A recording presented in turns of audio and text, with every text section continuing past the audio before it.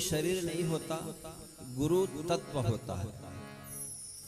इसलिए तत्व के रूप में हम उन तक अपनी प्रथम वंदना भेजेंगे।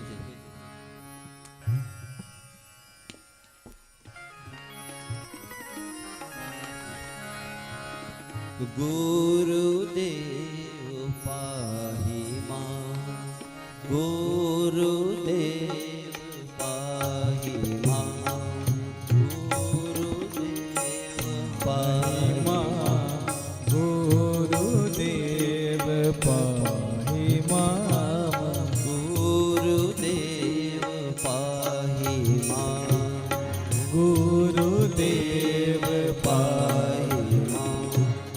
शत शत वंदन प्रणाम, सत सत वंदन प्रणाम।